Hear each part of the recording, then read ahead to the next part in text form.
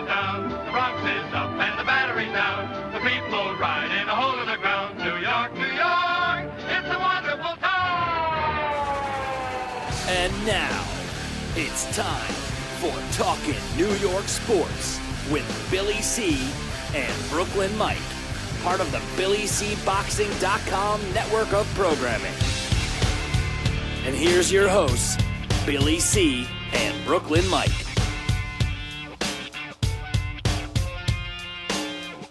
We're coming at you from the Billy C. studio in Lake George, New York. I'm Bill Calogero, and it's time for Talkin' New York Sports with Billy C. and Brooklyn Mike. And speaking of Brooklyn Mike, he joins us right now. Good morning, brother. Good morning, brother. How are you today? Colder than you, apparently.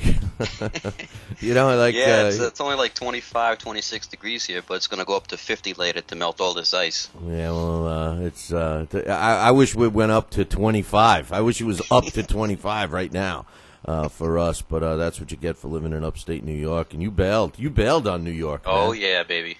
Oh, yeah, I had enough. I had enough of that shoveling snow, fighting over parking spaces, digging my car out. That's enough. So I decide that, each week as we kick off the show, I'm going to try to make you appreciate your life more than me, than what the normal in the life of Billy C is. I cheered you up with the whole phone in the toilet thing and all that stuff, right? Well, another interesting thing happened yesterday. I go out to get the newspaper. And I'm looking at my car, and there's a flat. The tire is real low, and this is my not my bang around car, right? So I'm looking at it, and I said, "You got to be kidding!" I had just used the car. So I said, "I must have picked up a nail or something, right?" So I look at it, I turn the key on, and it's got 6 pounds of air in it. Okay, so I'm like, I can't drive it. I'll pop the bead, blah blah blah, right? So I look around, and what do I have? And you had to picture me. I have a bicycle tire pump. And I'm out there with my car, and I'm out there. It was like I was doing tricep extensions, for God's sakes, So make things even worse, I drive. I believe it or not, I managed to put 20 pounds of air in the car, enough to drive on the tire. So I drive 6 miles up the street to the Stewart's. The air machine is frozen solid. There's no air in the tire. I can't put air in the tire. So I decide to take it to the local guy, the repair shop. He puts it up on a lift. I said, "Do me a favor, just plug this tire." Now it was a bad tire. I mean, I need tires. And as soon as he put it up on a lift, he comes walking back. I said, "This is not good news." Slit in the sidewall. He says, "I don't know how you even put air in this thing." He says, "As soon as I jacked it up," I said, "It wasn't easy. My arms have increased 3 inches now with we're pumping." So anytime you think that you got it bad, man, just think of the day in the life of Billy C. Well, that's what I do. Now the secret's out. That's what I do. I'll tell you, man. I'm the Rodney Dangerfield. I'm getting no respect. But listen, a little word of advice for you next time. Go to Home Depot, buy yourself one of those little compressors that you plug into your cigarette lighter. It works great. Yeah. So you don't have to be out there doing your triceps. I know. I really, to tell you the truth, I should buy one that's $50, a good one, and plug it in, just for that. You don't need sometimes those lighter ones aren't as powerful, but it's more powerful than the one I was pumping, that's for sure. But anyway, enough about me, Brooklyn Mike. Let's talk some sports. Before we get into New York sports, I wanted to ask you your opinion on a couple of things that are going on in the news right now, general news. We got this thing going on, and unless it's been resolved, I'm not sure. But in Sacramento, California, the Kings are looking to leave. In the NBA, Sacramento Kings are looking to leave, and rumor had it that they were going to go back to Seattle, and Seattle was happy. They've been longing for basketball since the Sonics left and all that stuff. But the mayor of Sacramento is fighting feverishly for this team to stay. What's your thoughts on cities that, take over a franchise, or in any sport? I mean, we witnessed it in the NFL with the Cleveland Browns, and they won the suit. I mean, do you think that's justified? Do you think that a city, you own it? Let's say you have the buku dollars to own a team. to me, it's your choice of where that team should play. I mean, how do you think this falls in with names and locations and all of that? How much does a city have a right to their teams? I don't think they have the right, but they have the right to express their opinions. Obviously, a city doesn't want to lose a team because obviously they're going to lose a lot of revenue. But like you said, bottom line, it's the owner's team, and if the owner is not making money, I mean, what are you going to tell the guy? You're not making money, but I still want you to stay here? So, they have no right to oversee the owner and to, force them to stay. So, no, it's the owner's choice, man. It's got to be. That's democracy. It's capitalism. It's, that's the way of the world. That's right. It's business. Business is business. But, right. I want to know, what about the name? In the case of the Cleveland Browns, they had an interesting case. The history of the team, and it's hard to. I was trying to explain the Browns to a buddy of mine recently, and I'm like, well, the Cleveland Browns actually aren't the original Cleveland Browns. Those are the Baltimore Ravens who are in the Super Bowl. But the Ravens, they recognize the Browns' history, and the Browns, even though it's not the original Browns team, the Modell team, they recognize all the Browns' history. I don't know. I don't know how I honestly feel on the city. Like, I think of one of my teams. I think of the Jets, let's say. Yes, I hate to admit I'm a Jet fan, but still I am. And, I think of the Jets. If the Jets moved, I'd still be a Jet fan. Luckily nowadays you could still watch the game. I don't think New York deserves the name. If New York loses a team, let's just say I'm talking New York. I know they're not going anywhere for their 99-year deal, but if the Jets decided to move from New York, I would hope that they would move to wherever and keep the name. I wouldn't want to see some other team with, start an expansion team take on that name. What do you think? Well, I think it makes sense to change the name. Look when Tennessee moved. Houston. The Oilers moved to Tennessee and became the Titans. It wasn't the Tennessee Oilers. I mean, it just makes sense to change the name to, the city that you're moving to. That being said, sometimes it doesn't happen. When the Utah Jazz of the NBA moved to Utah, they kept the name Jazz. It doesn't make sense. What Jazz is there in Utah?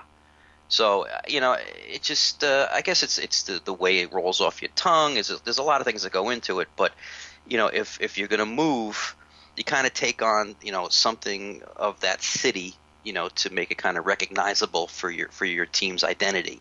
So it makes sense to do it. I don't know. I don't know how I feel about that because, okay, I mean, they didn't move a long way, but look at the Raiders and the Rams. The Rams are a good example. They played in a couple of different cities in California. Then they eventually end up in St. Louis. The Cardinals. They were the Chicago Cardinals, St. Louis Cardinals, Arizona Cardinals. I don't even know. The Cardinals even. Do they have Cardinals in Arizona? I don't know. They fly all over the place. Who knows? But let's say the Mets moved. Okay, the Mets are obviously the New York Metropolitans. So if the Mets move to, let's say, Utah, you're not going to use Metropolitans. Yeah, but hardly anybody change the name. But if the name is like, an arbitrary name like Rams, you keep it. If it's like Cardinals, you keep it. But if identifiable with the city, like I said, with the Houston Oilers. Houston, oil, boom. Okay. So you move out of there and you go to Tennessee. So you got to change the name. I guess it's almost forced upon you depending on where you move. Well, the Jets used to be the Titans. And when they sold the franchise, they wanted a whole new feel and everything else, and they became the Jets. Look at the Charlotte Hornets. They moved to New Orleans, and now they're going to become the Pelicans. I scratched my head. I mean, I didn't know we had to have a lot of Pelicans in New Orleans. Yeah, what's up with that? They said that they want to have a name that's more conducive to the area, and I'm like, Pelicans in New Orleans? Pelicans? Yeah, it just sounds kind of weird. And now starting at power forward for the Pelicans, it just doesn't roll off your tongue. No, I could see if they were in Florida or some other place where there's water? You know, well, I guess there's plenty of water in New Orleans. There's plenty of water, but Yeah. still, just the name itself, they could have come up with something a little bit better than that. As a matter of fact, the city was underwater for a while. But Exactly. Anyway, interesting. You know, I wonder about that. But another thing I want to ask you about is Junior Seau's family has officially started a lawsuit against the NFL, and what they're claiming is that former linebacker, of course, Junior Seau, the result of his brain disease was caused by violent hits from the NFL, and as a result, that's what his suicide was stemmed from.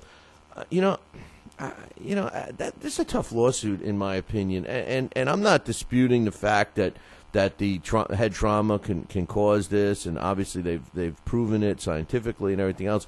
But really, how much blame can you put on the NFL? Nobody held a gun to Junior Seau's head and told him to become an NFL and to become financially secure with the NFL and all those other things. You know, how do you hold them responsible? You know, I don't want to sound insensitive. You know, Junior's loss is obviously a tragedy, but you're right. I mean, you have decisions in life, and his decision was to become an NFL player, and you don't just decide that. You have to have a certain amount of talent to play in that league, and he was very good at what he did for many years, and it's unfortunate, but you know, you're going to see more and more of these lawsuits, and again, where do you draw the line? You know, what are you going to sign a waiver now when you join the NFL? And say you cannot sue us for any kind of brain damage that may occur at the end of your career. You know, I mean, now there's talk about maybe eventually doing away with the All-Star game, the Pro Bowl, I should say. You know, these guys go through a lot of punishment throughout the year, and what's the last thing you want to do is play another game after your season ends. Yeah, so I mean, it's either that or you put flags on them and you play flag football. I mean, it's just it's an unfortunate thing, But I can't see how the NFL is responsible for Junior's death. I mean, it is what it is. I don't want to sound insensitive, but that's the bottom line. I agree with you. And we'll talk about the Pro Bowl in a little bit because to me the NFL Pro Bowl has become a joke. I think they want to stop it because of that. But it reminds me of a statement that in boxing, and for anybody that doesn't know, I do a daily boxing talk show, so check that out, BillyCBoxing.com. But a real shallow plug there from my other show. but the thing is this: I remember in a boxing situation that Victor Ortiz was fighting Marcos Maidana, and he got knocked out. And he was taking a beating, and at the end of the fight, he was interviewed, and he says, I don't know about my career anymore. I don't know. No one should be forced to take a beating like that, And I found it odd that a fighter would make a statement like that. Yes, tonight wasn't my night. Maybe it's I don't have it anymore. Maybe it's I accept all of that. I don't want to fight anymore. Blah blah blah. I'm okay with that. All right, but to make a statement like that, no one should take a beating like that. Time out, man. Nobody like me or you who's not a professional fighter, a lawyer, a carpenter, a plumber, a doctor, I mean, they aren't supposed to take a beating like that. But when you sign up to become a pro boxer, that's the job description, bro. And it's the same thing in the NFL.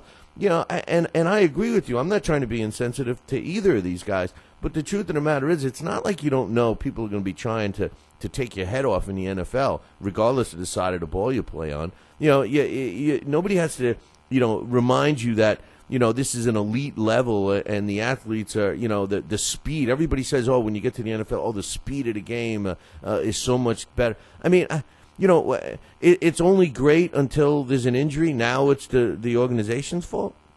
No, it's not the organization's fault. And I can't even see, them winning this lawsuit. This, Junior Seau's lawsuit, I can't see it. And as far as, like you said, with Ortiz, Yeah, I mean, you sign up for this. This is what you do. And if you don't want to take a beating like that, then learn a little bit more about defense. He's the one that took the beating because he wasn't fighting that correct fight against Medina. But yeah, you're right. He's not a doctor. He's not a lawyer. And when you step into that ring, there is that chance that you're going to take a beating. So it's just a ridiculous statement. And I do remember that. And now that you bring it up. And that kind of turned me off to him right away. But as far as the NFL, it's just, I was thinking about this the other day. It's just weird how, like, in the 30s and the 40s and the 50s that you never heard of this stuff. There was never a guy out for a concussion and, we got to keep him out for an extra 2 weeks and we got to pass the concussion test. And there was none of this stuff. And how about when they used to wear leather helmets? You never heard of it. Now, all of a sudden, with the technology that we have, there's more and more injuries now. Like you said, do you attest that to the speed of the game? Well, I don't know, man. These guys they hit pretty hard back in the day, and back in the day there was no penalties for helmet to helmet. I mean, they used to toss these guys around. You see, Dick Buck is what he used to do. He used to twist guys around, bang them on his head, But you never heard of this stuff, back then. But now all of a sudden, it's becoming more and more common, and I think we're going to see this a lot more. Yeah, just as you bring up the past in the NFL, I mean, you think of it, talk about late hits. You go back and look even as early as the Joe Namath era. You go back and look at how late that those guys would nail Joe Namath or any other quarterback for that matter. Long after literally seconds after the ball it's already caught and somebody's nailing the quarterback, no flag was thrown. When they first introduced face masks, they used to tackle them by the face mask. Right. You see some of the footage of these guys, and you're right. I don't know if there were injuries that would just medically they weren't aware of or what, But I will say this, and this has been an age-old issue with boxing and a lot of discussion over the last couple of weeks, is when you take a look at the older athletes, the athletes of yesteryear, I should say, not older athletes, but athletes of yesteryear. An interesting stat that I always bring up when I'm talking about football is in 1970. 1970, when the AFL and NFL merged, between both leagues, there was one football player that weighed 300 pounds. One. Now, every single lineman on both sides of the ball potentially is weighing 300 pounds. So we definitely are playing bigger, faster, stronger guys. Maybe the impact, maybe it's true. Maybe there weren't as many injuries back then, or there could have been the injuries. They just weren't reported, and they played through them. Hey, Eric, somebody was talking to me about Eric Dickerson the other day, and I said, yeah, if Eric Dickerson played today, he would be an equipment manufacturer's dream. You remember all the pads he used to wear? Yeah. Now, I mean, the technology's changed, so they don't need those big, bulky pads. But he had every pad known to man on him. Yeah, he looked like the Michelin Man out He there. did. He had pads on top of pads. Yeah, exactly. But anyway, that's something we'll never know the answer to. NHL, I know you're happy it's back. A couple of our teams are in the league. Of course, I say our teams, New York-based teams. There's actually 4. You look at the net. I mean, the Islanders and the Rangers. Then don't forget about the Devils and the Sabres. I mean, we got to, Buffalo's in the state of New York, bro. That's right. They are. And Buffalo's also, last place? Well, the Islanders aren't. I'm surprised about the Rangers being in last place, to be honest with you. Well, the Islanders, thank God, they do this every year. They start off pretty good. They're in second place, I think, 2-2. All right, yeah. Islanders. And we got the undefeated New Jersey Devils. Yep. First place. And Bruins are doing well, right? Yeah, well, New York, the Islanders moved to Brooklyn, next year? No, I said the Bruins. I said the Bruins. I said Brooklyn. Yeah, for some reason I thought they were. Did they play a couple of games in the Barclays Center this year? Not that I know of. No, they're still in Uniondale. Yeah, Long Island, yeah. Somebody was referring to the Barclays Center with the Islanders, and I said to myself, "What did I miss something?" I thought they were still. Yeah, I thought they were still in Long Island, but. Did you happen to hear the interview? Now I can't stand this guy, the coach of the Rangers, John Tortorella. No. Somebody asked him, one of the beat writers. He basically asked him, are the guys in shape? And he goes, that's a stupid question. And I'm saying to myself, no, it's not a stupid question. I mean, these guys, they had the lockout. You didn't have control over what they were doing. And it could be very well possible that, not a lot of them, kept up their endurance in their workouts and stuff like that. Maybe they are a little out of shape. You don't know. And we also said before the season started that because it's a short season, there are going to be teams that you didn't expect to, be at the top of the leaderboard, so to speak, to be there because of, chemistry. There's a lot of factors that go into a short season now. So, but Tortorella, I mean, he's like the Bill Belichick of the NHL. It's just someone you just can't stand. Someone it makes it hard to root for a team when they have such an ass behind the bench, and he's really one of those guys. Well, the funny thing about it is Nash. I think he's the kid they just signed, right? Yeah, Rick Nash. Yeah. He was asked the same question, and I think we even touched on it last week. He says, "Is everyone in shape?" And his response is, "We are now," which that means they got to camp out of shape. Yeah, probably. Did you really expect everybody in the NHL to be in tip-top, playing shape after a 4-month lockout? I mean, no. It's just the way it is. You're not gonna stick to certain schedules, and don't forget it's all on an individual basis now. It's not like they have to report as a team in practice. Now it's just up to them. Some guys are going to play in Europe. Some guys are going to just stay here and do their own thing. So, listen, everybody was all over the place. It's a very good chance that they're obviously not in playing shape. And, the Rangers being in last place, you know what?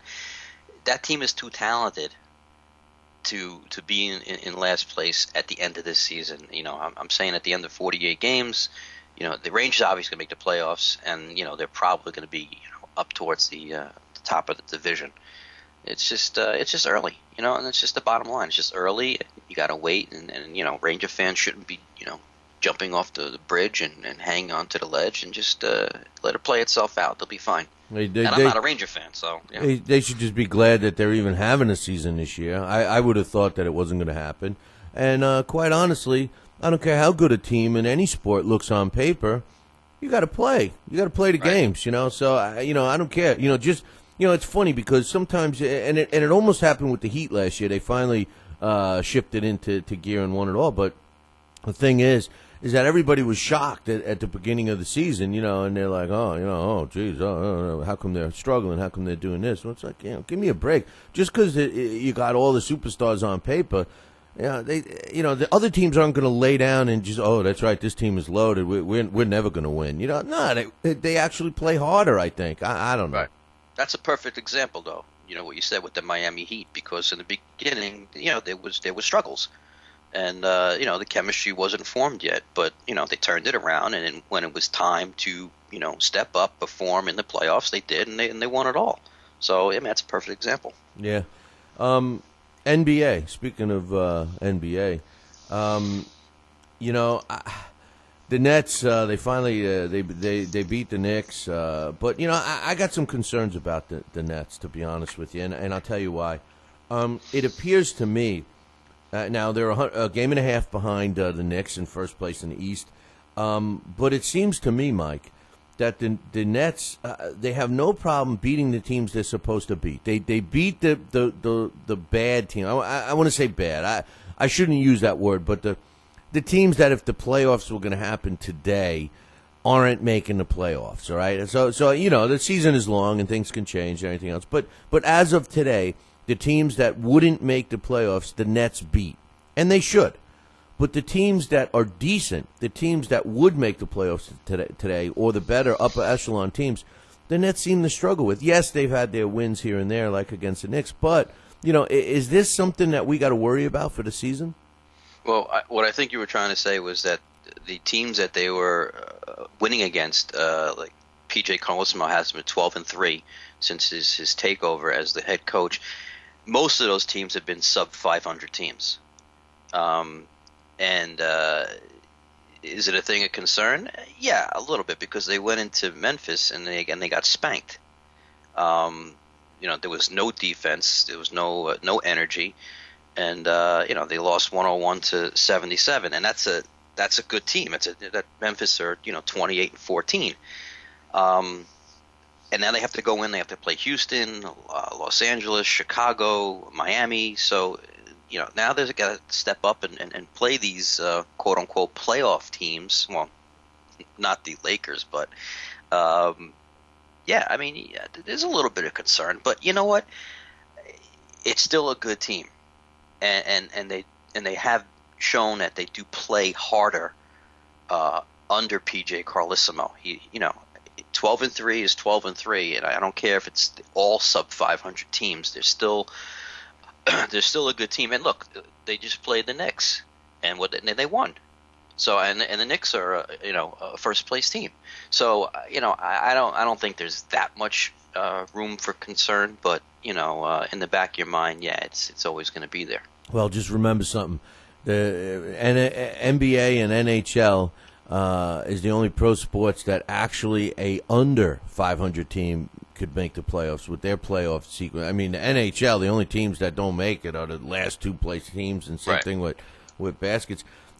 I agree that. Listen, I love the Nets, and I give them a lot of credit. They're 8-2 in their last 10.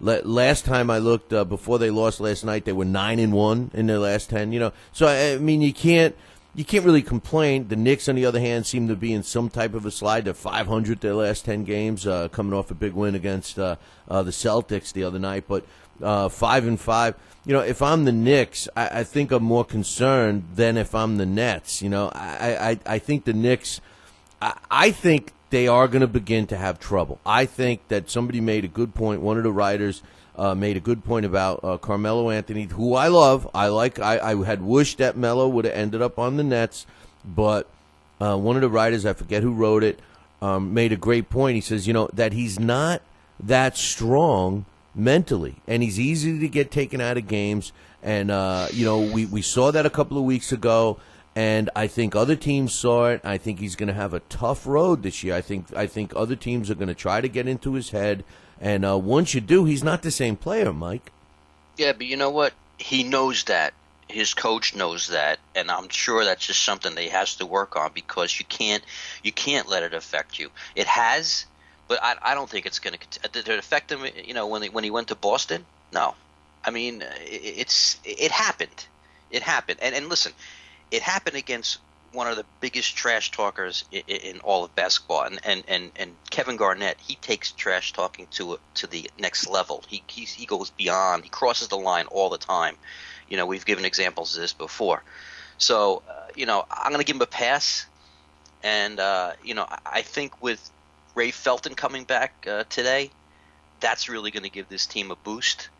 Without Felton in the lineup, this team is scoring like 10 points less than what they're usually accustomed to. And they need his aggressive style. They need him in the back. They need to give, Kidd and Shumpert and Smith, they need to give those guys a rest. So I think they're going to start playing even better now, to be honest with you. I think guys like I said, Shumpert and Kidd's going to be more of which is new for him. He's going to be more of an offensive player, shooting the threes, where Felton's really going to start to take over that point guard spot almost like 100%. The East is strong, I think, at least with the top teams.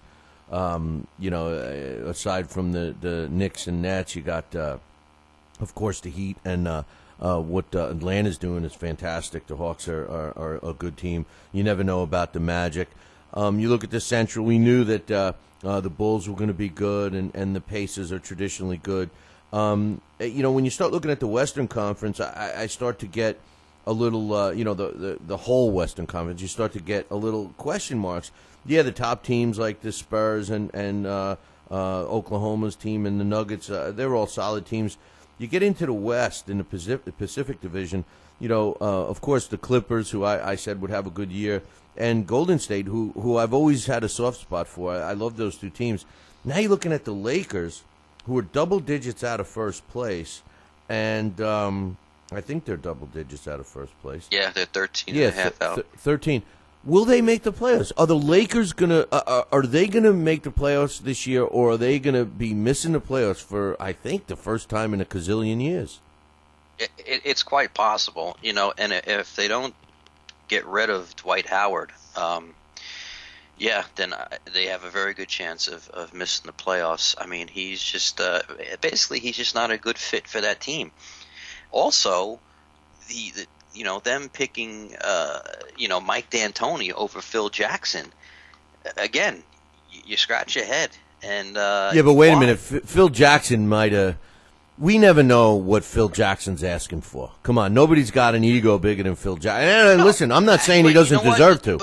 But they have the money, and it's not like Phil Jackson is new to them. I mean, you pay the man what he deserves. I mean, was it 9 championships, 10, 12? I don't know what he has. It's an insane amount, and you know what you're getting in Phil Jackson, and you bring in D'Antoni, and it's just not working.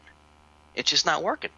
And again, between D'Antoni and his system and Dwight Howard just not being a fit, yeah, there's a very good shot this team doesn't make the playoffs. Yeah, that would be a shocker. It would, especially if those fans. They're loyal fans. The Laker fans are loyal. And not just Jack Nicholson. I mean, everybody. They pay big bucks for those Lakers. The Lakers are the biggest team in California. Really, they are. I mean, they're probably the only team in the state of California that I could safely say that is the team. You could talk about football. It's the Hollywood team. It's the show team. Yeah, but I mean, it's the history. Magic, Jabbar. Of course. Yeah, but even over great teams like the football teams, like the baseball teams. I mean, I still think the Lakers. I think it's still their town, and they're not going to. You see, teams. The fans, like the Yankees. If the Yankees, and we'll start talking about baseball here, and speaking of Yankees, if the Yankees all of a sudden, which they very well could this year, have a real crap year, all right? They're very old. We just found out that there's a possibility that A-Rod won't even play next year. They're talking about if everything goes well. They were reported late last night that he could be back after the All-Star break. That's a player that would be coming back and won't be 100%. So you wonder, where the Yankees are going to be. We've talked about the Yankees and the age that this team is all of a sudden. Now, granted, some of the older players are very talented and still perform at high levels. But still, and my point here is that the Yankees miss the playoffs. They, God forbid they have a season like the Mets. And the fans are going to be in an uproar. The Yankee fans are going to be going ballistic. And you made a great point. Actually, I quoted you yesterday at that same garage that was charging me $250 for one tire. But I said because the guy was bragging about the Yankees. And I said, something? I said, let me tell you, Brooklyn Mike said, if you're 30 years old or younger, you never saw those Yankees not have a winning team. I said, what's going to happen this year when they don't? And he just looked at me. I said, they don't even know. Are they going to jump ship? Are they still going to be? True fans stick with their teams no matter what. We're true fans. We're still stupid enough to call ourselves Jet fans and Met fans, and look what they've done to us over the last 40 some odd years.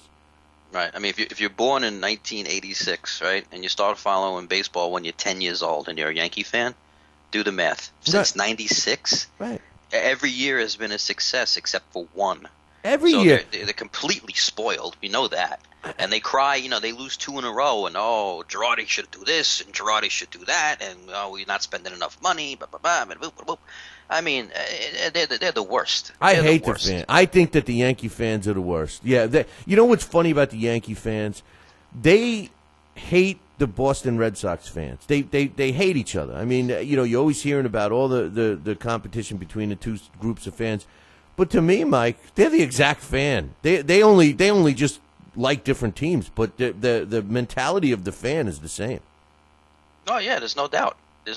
But they're it's like two brothers that are exactly the same, but one's always right and one's always wrong, and vice versa. I mean, that's just the way it is. You talked about the Yankees' age. Yeah, I mean they are getting older. You got how many guys you got over 30? You got Euclid at third, right? You got Jeter, who's pushing 40. You got Suzuki in the outfield, who's pushing 40. The only young guy really is Gardner, and Granderson's getting up there in age. So, I mean, on paper, it looks like it's an all-star lineup on paper, but an all-star lineup maybe like 5-6 years ago. Well, then look at the pitching. The pitching's old, too. Well, yeah, I mean, Pettit, I guess you call him reliable. You still got Kuroda. They have young guns in Nova who had an off season, but you can't just say, one bad year and he's done. Phil Hughes is, a very decent pitcher. I mean, you think he's decent? I think he's the weakest link on that team. Well, he's not. But listen, would you like to have him on the Mets? I'd like to have me or you on the Mets, to tell you Exactly. the truth. I mean, come on, It's not a terrible pitching staff. I mean, and their bullpen has always been pretty solid. The major thing in the bullpen is, does Mariano come back to his old form? Now, we discussed, him losing velocity off his cutter, but it's still effective. I mean, it wasn't a quote unquote velocity pitch, and it's still effective, but he's 43 years old. So you don't know how strong he's going to come back. And you know what? You don't have the safety net of having Soriano there because he's gone to the Nationals. Right. So that's a major concern. That's a major concern for the Yankees. Plus, they haven't picked up a right-hand hitting outfielder, which is what they wanted to do in the offseason, and it didn't happen. They were looking at Scott Hairston, who's now a Chicago Cub. So, they have some question marks, and don't forget, all the other teams, well, I shouldn't say all the other teams, but teams like Toronto have gotten stronger. Boston dumped a lot of salary, yet they picked up some good players. So Yankees are going to be in for a battle this year. There's no doubt about it. Yeah, and even Sabata, who's their ace, you would have to look at, and CC is he's no spring chicken either. Mm-hmm. And he's got a lot of innings on. He was a workhorse for them this year. I know he every year. I know, but I know he got banged up a little bit this year. But you know what? With the exception of Mariano, because of he's just a freak. The mileage piles up on these guys, and it goes away real quick. That's why I don't have anything against Pettit. I don't. I like Pettit. I think that he's a quality pitcher. Or let me rephrase that. He's still 40 years old, and he still hasn't had a complete season. He hasn't had a complete. To put the pressure and to feel comfortable because he's coming back. I don't know if I feel that way with him. Well, you know what? He didn't have a complete season last year because he broke his fibula, which was obviously a non-pitching. That's what happens when you get older. A freak injury. But that's what happens when you get older. You start breaking bones. Well, you start breaking bones. I did the same thing when I was 40. I broke my fibula playing hockey. And look at A-Rod. He ruined his hip. Oh, that's right. That's from needles. Anyway, go ahead. Yeah, well, so he's still going to be, I think, reliable. But like I said, their big question mark is catching, because they lost Russell Martin. I mean, not that he was hitting for average, but he did have some pop in his bat. He hit some home runs, and now they're going to go with Savelli, who is obviously not an offensive player. I mean, they're going to lose a lot at the catcher position. They went for all those years having Jorge Posada behind the plate, who was a fantastic, hitter for a catcher, and then they went to Russell Martin, who still was reliable, capable, but now it's going to be, a lot different. They're not going to have that. I mean, the catcher, whoever they have, is going to always hit eighth in the lineup, or ninth, basically. And also, you got, like I said, we talked about this A-Rod thing, and we said weeks ago that I don't think he's going to come back at all this season, to be honest with you. He's 37, Mike. He's right. 37. It's a major surgery. I mean, listen, if this guy was 50 or older and you have hip replacement surgery, that's usually let's be realistic. If you're 75 or older and you get a hip injury, chances are you've got one step in the grave. I mean, you hear it all the time. When people get older, they break their hip, they do this, do that, it's the end. So athletically, assuming that it's not the end of the road for A-Rod, but maybe his career is the end of the road. This guy, for them to even suggest You know, I tell you what. I mean, with the money, I know they wish that something could happen where they could just dump A-Rod and his money, but it's not going to happen. And you know what? Maybe a smart move would be to let him sit out the year, Mikey, because, you know, if you want any chance of him coming back at some point in the future to at least produce enough where you can say at least, you know, the guy's doing something for the money we're paying him, you know, maybe you shouldn't try to get him back next year at all. Let him sit the year out. Maybe it will help. Well, here's the thing, is that the insurance policy that they have on A-Rod, if he sits out the whole season, if he can't perform, then the Yankees recoup $28 million, so they don't have to worry about his salary. If he's out for 4 months, that's when the policy starts to kick in, but it's very minimal. I mean, the big gain is if he's out the whole season. Now, you know that the insurance people, any kind of insurance, don't want to pay. And you know they're going to have their doctors there checking to see if he can play. Are the Yankees just purposely keeping him out, you know, to recoup the money? And let's also, you know, take it from A-Rod's point of view. I mean, I'm sure he wants to play. I mean, he's a competitor. He's a player. He's a player. He's a player. Sit out. He's a player for the women now, but you know. Well, you know, I mean that's A-Rod. I mean the guy's he's a dope. We know that about A-Rod. But there's no way you're gonna commit insurance fraud and say, oh no, he can't play, and sit him out, because it's number one. A-Rod, if he's healthy enough to play, he's going to want to play. Okay. And number two, you know, the insurance can be all over them to making sure that he is legitimately hurt and he can't perform, because they don't want to pay $28 million. Are you kidding me? No, so that's listen. The best case scenario for the Yankees is that he really is unable to perform, and he sits out the whole season. And if it's even better for the Yankees, if he can't play ever again, they recoup. I think insurance pays 85% of his $114 million.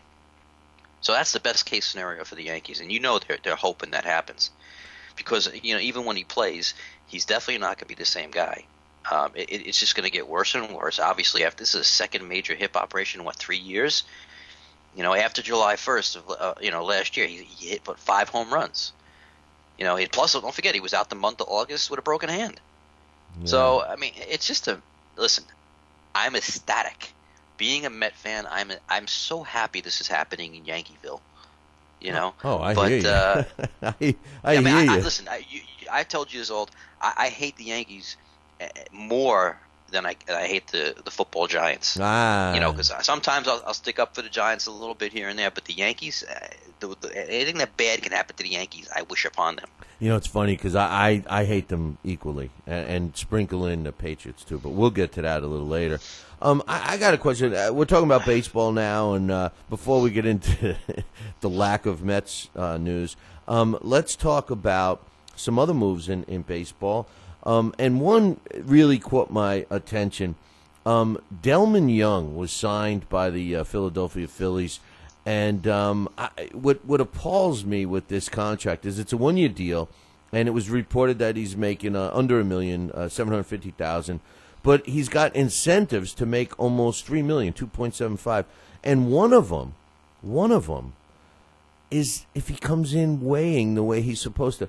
Mike, what has professional sports come to when you have to put an incentive written into a contract, a substantial incentive, to not stuff your face with food and come in like a normal professional athlete would? You know, it's sick. It's crazy. You know, could you imagine, you know, someone saying, "Hey, listen, Billy C. You know, we're looking at you behind the camera, and you put on a little bit of weight. We'll give you $100,000 if you lose 8 pounds." Yeah, I know. I mean, it's crazy. Yeah. Are you kidding me? You know, I wish someone would do that for me, you know, because, man, would I do that. I would be like, yeah, I will lay off the pizza, the scotch, everything, you know. It is, yeah, but I'm not a professional athlete. Right. I don't depend on my physical condition to make a living. I mean, these guys. First of all, how do you sign a deal for and I believe it was $750,000, and have almost $2 million worth of incentives, because the salary could go up to 2.75, and one of the incentives is the weight.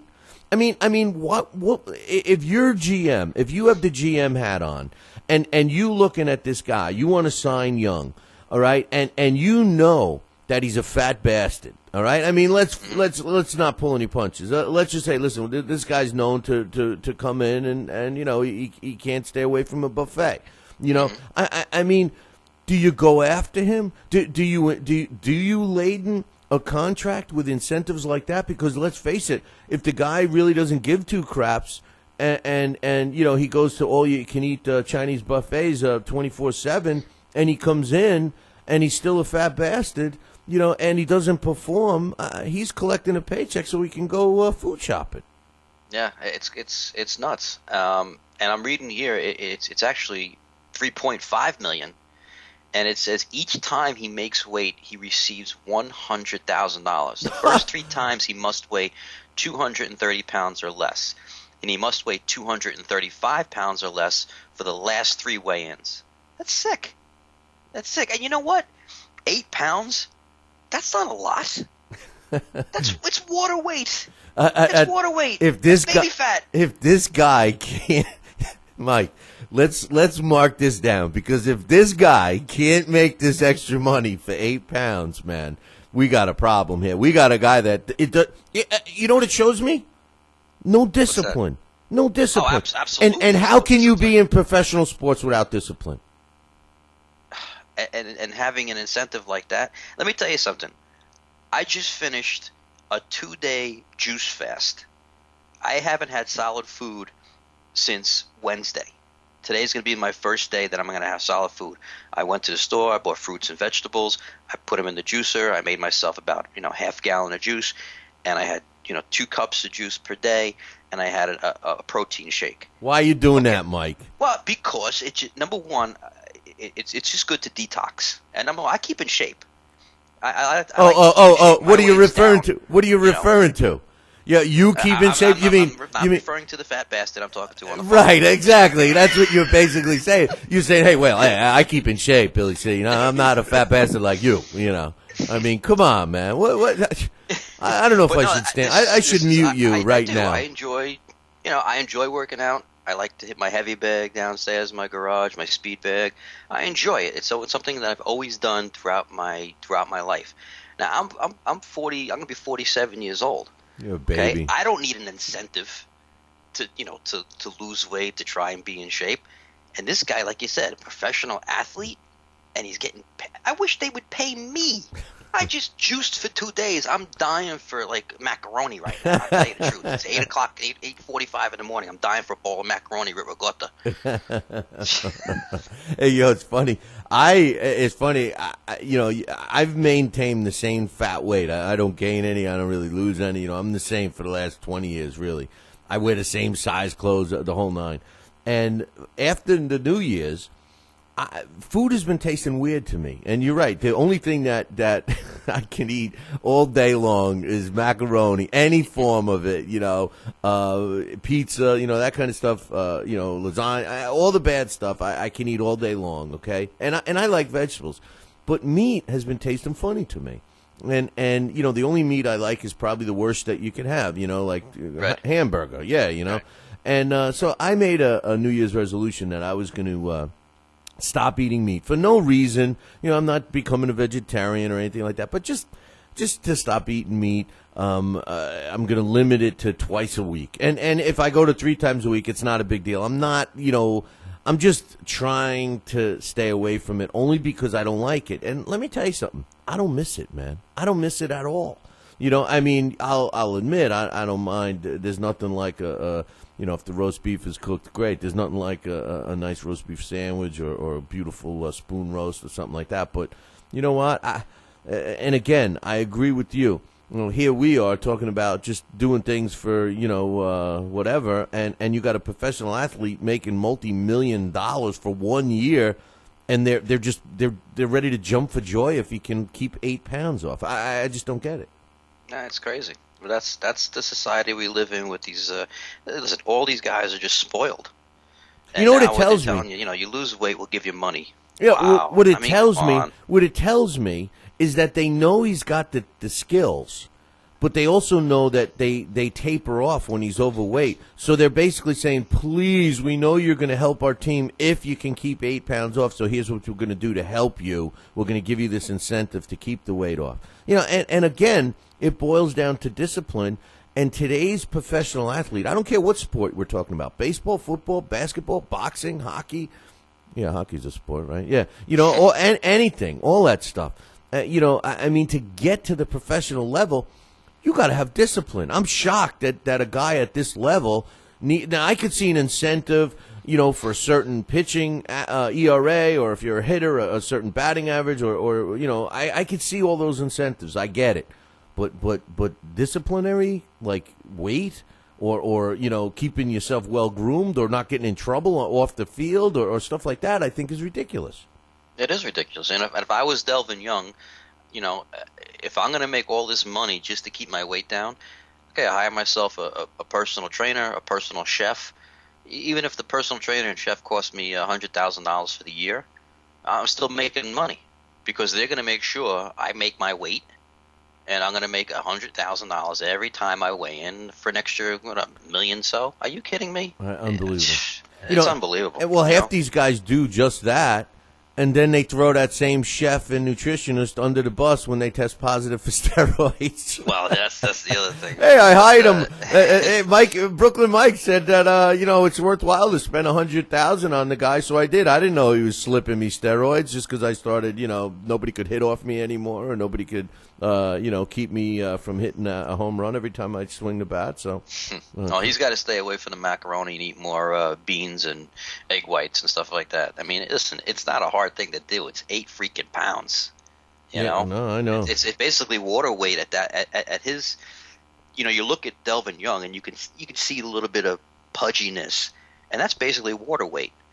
And you could easily, that's easy. If they told him he had to get down at 210, that's difficult. That is difficult.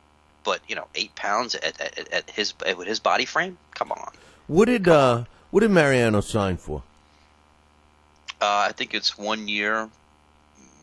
Don't quote me, but I think it's around $12 million.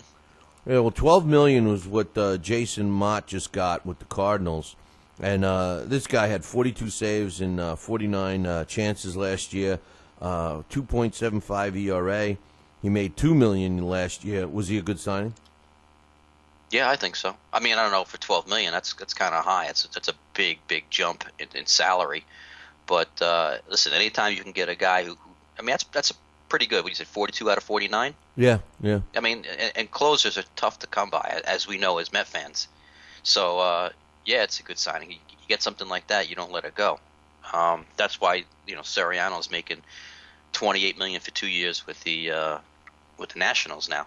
And he proved that, when he was a setup man for Mariano, he just wasn't the same pitcher. But when you put him back in that closer spot, he was golden, man. Golden. Yeah. I used to like the wacko we had. I loved him. Who's the guy? We got him from the I don't know if we got him from the Orioles or we went to the Orioles. He had you couldn't hit him, or you could just have batting practice with him. He was either or. Go ahead. What's his I know name? Who you're talking What's about. his name? I can't think of it. I tried to forget his name because we couldn't wait to get rid of him. Was it Benitez? Was his last name Benitez? Benitez, that's it. Benitez? Yeah. Yeah, I loved Benitez. him. He was good for a while, but speaking of the Mets. While. Then he puts on the Met uniform, and it's all downhill after that. No, he was good with the Mets. It's just that he was good for a while, and then he just then he couldn't save a game. He was notorious for blowing multi-run leads and just falling apart. If he didn't get the first 3 hitters out, you see, I thought a lot of his problem, Benitez's problem with the Mets, was that they misused him. He a closer, a true closer, is a 3-out pitcher. That's it. You hope that he can face 3 batters, maybe 4, maybe 5. That's it. 3 outs. What they started doing with Benitez, and every time he fell apart, it was when they brought him in the 8th inning to get that 4th out. They needed one more out or something like that. That's when he failed them, and it didn't happen once or twice. It happened all the time, and that's where they made a mistake with Benitez, I thought. But speaking of the Mets, we'll talk about a pitcher signing in a second, but apparently another pitcher, Pedro Feliciano is coming back to the Mets after possible arbitration, or they were in arbitration, as is Ike Davis. What's your thoughts on retaining these 2 guys with the Mets? I mean, to me, they had no choice, right?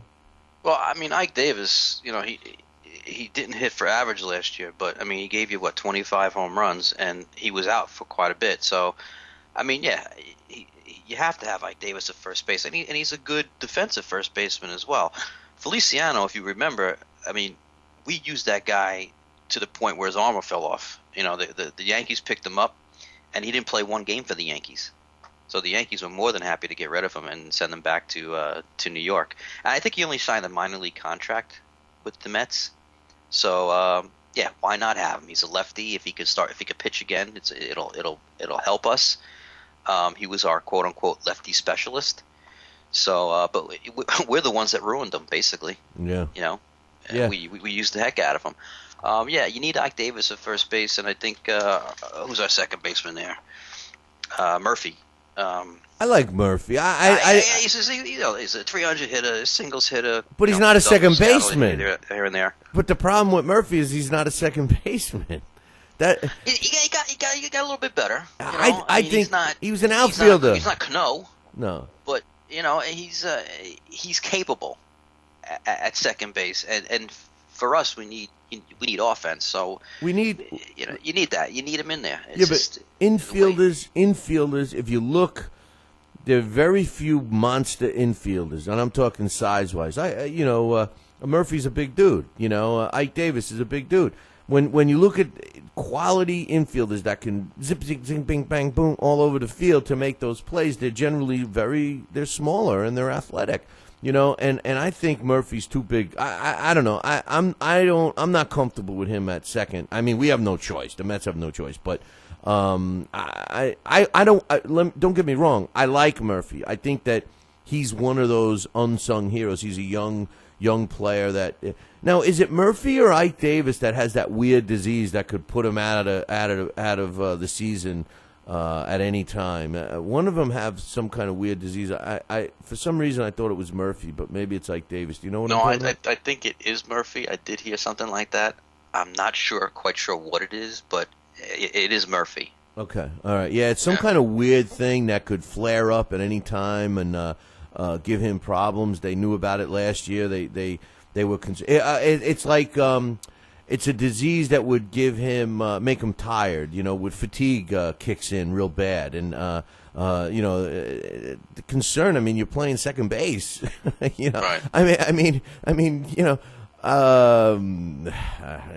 if you're battling with fatigue issues and you even have a disease that promotes fatigue, Maybe a different position. I don't know. They did try. Where are you going to put him? We tried him in the outfield, and he was horrendous. Yeah, he was bad, but it's hard to get used to the. I don't know. You're right. You're right. You're right. Speaking of outfield, we don't have one. So, and we're still in. There's talks about them acquiring free agent Michael Bourne.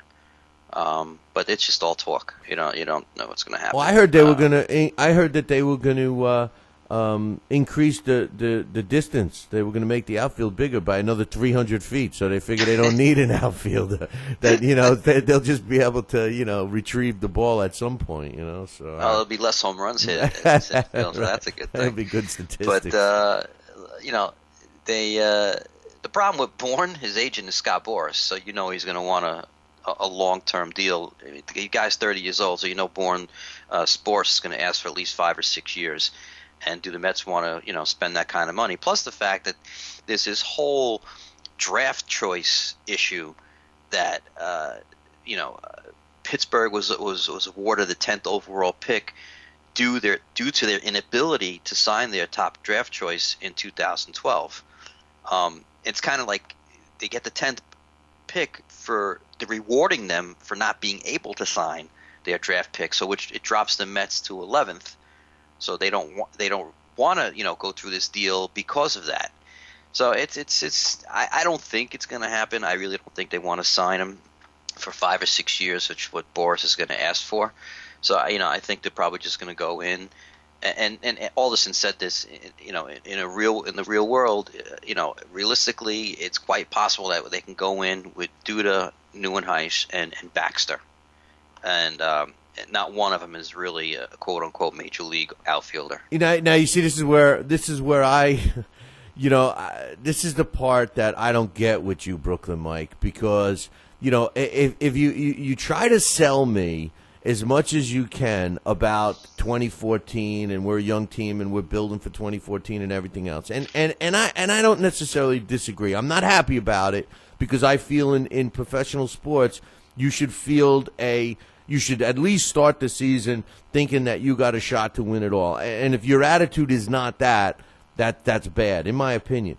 I don't mind those three in the outfield. The question I always have is can they last the season? And what depth do we have? That's where I think the Mets fall short. I like Neuenhuis. I do. I didn't at first. I thought he was a clumsy oof, but then I realized that he's not. And he was awkward. I know that once they got the book on him, his numbers went down.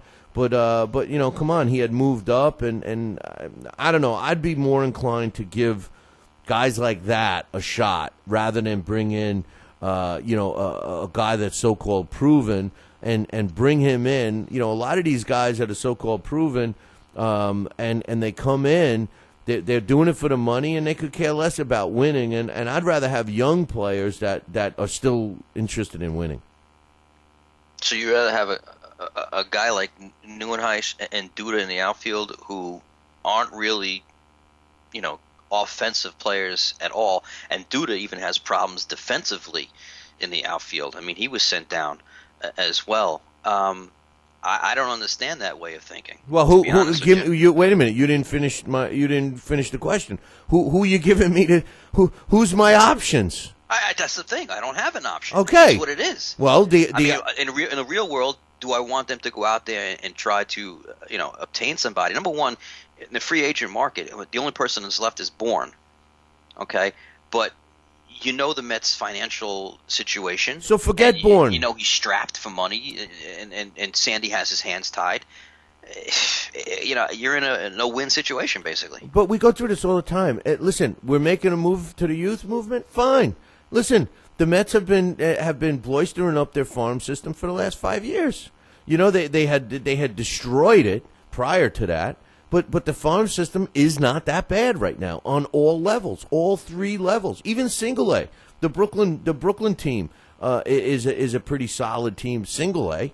You go to triple A, the team that just moved out to Vegas. They're going to be a solid team. They were pretty much the same team that was in Buffalo. So I mean, listen, if you're going to make the youth move, I say make it and take your lumps. I don't believe in the. We're going to make a youth move, but, we're going to sprinkle in this guy and that guy who's there for the paycheck. If you were sprinkling in a guy, and I'm going to use this as an example, Derek Jeter, all right? Now, yes, I hate the Yankees, but I've always liked Derek Jeter because of his professional approach at the game and just business. You can't dig up negative stuff on this guy, right?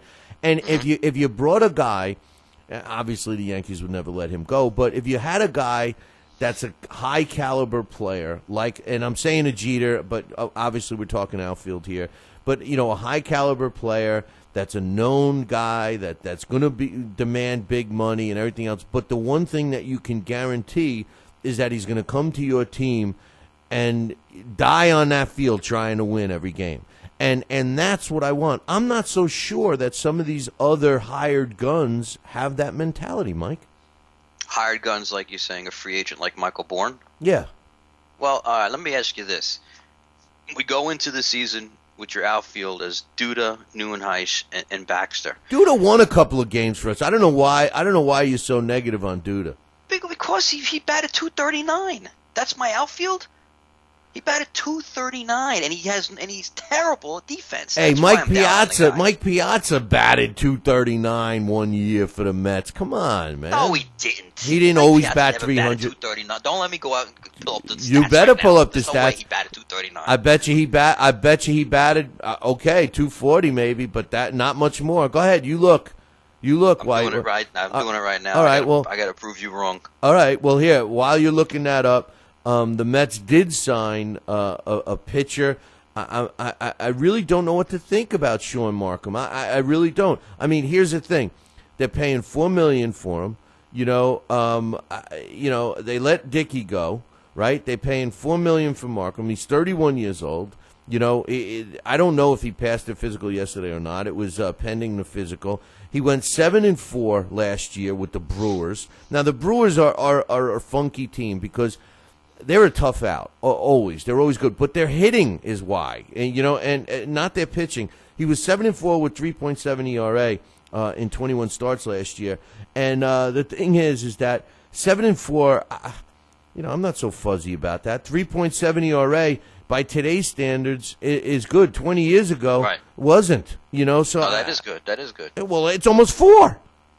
That's almost 4 runs a game. Nowadays, that's a good average. That's sickening. That's a good ERA. That's sickening. So a guy that's pitching almost 3.7 ERA, is getting a base salary of $4 million with incentives for 1 year. $4 million for a 3.7 ERA. I don't know, man. I guess we have no choice.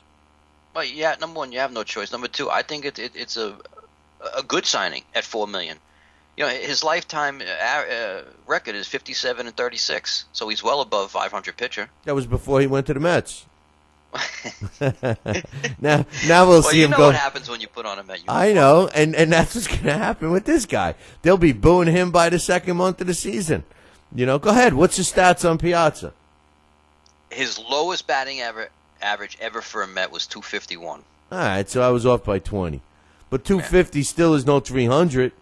No, but I mean, the guy is a lifetime 308 hitter. And we brought him in as a hitter. Compare him and Duda. All right, but I'm just saying, you're ready to hang Duda, and Duda's a young kid who was winning games for a while. He was thrown into the majors. They get the book on him, and he falls apart at the end of the season, and he ends up with a 2.39 batting average, 239 batting average. Right. He deserves his chance. I don't know. We have no choice. No, exactly. So, but I don't want to hear you complain about this later in the season because you're the one that's saying, give these young guys a chance. Me, I can't stand it. I'm saying go either way. I'm saying if you're going to make first of all, I'm not happy with we're looking at 2014. I'm not happy with that, battle cry. Me, because you know what? Nothing for nothing. But that puts a lot of pressure on them. In 2014, I got to be honest with you, Mike. I don't see any significant changes between this year's team and 2014's team. I just don't. Unless they're going to open up their checkbook and bring in every all-star that's in the majors. I just don't see it happening. I could see a 3-year project building up a team with all young talent right now. Get a good staff in there defensively and offensively, and then maybe next year bring in a pitcher or two. Then maybe in 2015 have a team that's okay. But then what's going to happen? All the young talent that we built up is all going to be up for renewals on their contracts, and they're all going to leave the Mets. So that. Yeah. I mean, but we also lose money too. We got money coming off the table with Santana's salary, which is $25 million. I mean, we're going to be able to spend more money in 2014. Yeah, I have a feeling that Santana is not going to go anywhere. I just have this strange feeling. I really do. But his contract is up. It's done. They're going to keep him. Last year. They're going to sign him. They're going to re-sign Santana. You watch. What's Santana? Listen, what's Santana? You think another team is going to throw tons of money at him? Well, here's the thing. It's his contract year. So he's going to want to go out there and have a great season because he's going to be he's a free agent. Now, if he has a great season, there's going to be somebody out there who's going to pay more for him than the Mets are going to pay for him. There's no doubt about it. Plus, everybody knows his history. He's not the same pitcher he was, he was playing with Minnesota. I don't see the Mets unless Santana gives them a bargain discount. I don't see them re-signing him at all. They're going to bring up Wheeler, and Wheeler and Harvey are going to be the new generation, the 1 and 2 of the New York Mets rotation for the next 6, 7, 8 years. Yeah. You hope. Well, I mean, that's their plan. Well, that's their plan. They're going to have to include Santana. They're going to have to pay him. They're going to have to. No, not Santana. The 2 young kids. They're going to have to pay them. Oh, eventually, yeah. Eventually, they get him on the cheap. Okay, to get him on the cheap, so they both have banner years this year, and then 2 years from now they're solid pitchers. Now they're up for contract renewal. Do the Mets keep them? Both of them? They're going to be in the same boat. See, that's my point. That's my point. Hey, one other thing about baseball before we get into some football here. Did you hear that Pedro Martinez is working with the Boston Red Sox now? No, I did not. Yeah, he's a pitching advisor now. Pedro. I always loved Pedro Martinez, especially when he was with the Mets. He was one of believe it or not, even though he was with them only a short time, he was one of my favorite Mets. I mean, Doc Gooden really is probably. I think if somebody said who's your favorite all-time Met, I love Tommy Agee, of course, Tom Seaver. But Doc Gooden, man, I think he's the guy. For me, anyway. For me, my favorite all-time Met, probably Buddy Harrelson. Yeah, Buddy was class act. But I agree with you with Pedro. I mean, he was a very good Met. He was a workhorse. He fought through. He always wanted to be out there. He was a warrior. I think he's up next year for the Hall of Fame, if I'm correct. Hope he gets in, man. Is it 5 years already? Oh, he's got to get in next year. Well, I mean, first ballot. This year nobody getting in. I mean. Come on. We know he didn't juice the little guy. No, he was like 120 pounds yeah. soaking wet. He's like what my foot weighs. He's got to get in. I mean, what was his lifetime ERA? Was it like 2-something? Yeah, it was under 3 years. That's what I'm saying. I think the pitcher that makes a career with a good ERA under 3. And his was well under 3, I believe, 2.6, 2.7, something like that. Actually, it was 18 years. It was 2.9, but was it? But that went up at the end. His last 2 seasons with the Mets, he had a 5.61 and a 3.63. Exactly. But there was all those years with Boston, 1.9, 2.07, 1.74, 2.26. I mean, he dominated. Yeah. He reminds me of Sandy Koufax. In a way. I mean, obviously he had a much longer career than Sandy, but,